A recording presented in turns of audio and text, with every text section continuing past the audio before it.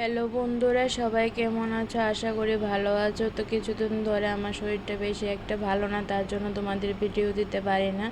তো আজকে ছোটো মাছের ঝাল রান্না করব, তার জন্য দেখো টমেটো কেটে নিচ্ছি। তো টমেটো দিয়ে ঝাল রান্না করব।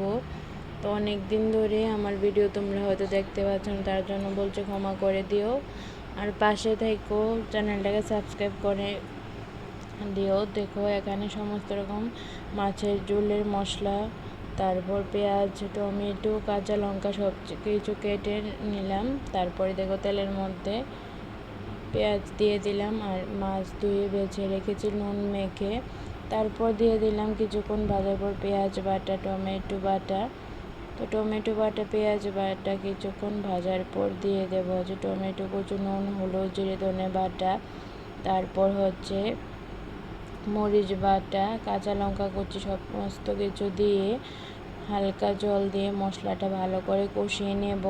ততক্ষণ পর্যন্ত কষাবো যতক্ষণ পর্যন্ত তেল বার না হচ্ছে। তারপর ধুয়ে রাখা যে নুন মেখে রেখেছিলাম মাছ, সেই মাছগুলি দিয়ে দেব। দিয়ে কিছুক্ষণ নাড়াচাড়া করব মশলার সাথে, হালকা ভেজে নেব মাছগুলি, তা না হলে ভেঙে যাবে।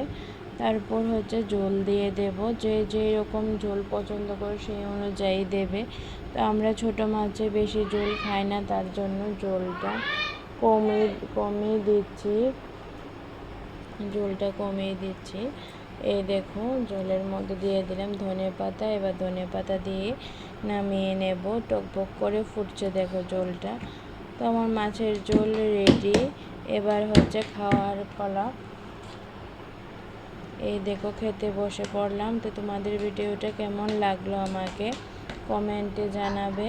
তো আজকের মতো এখানেই শেষ করছি।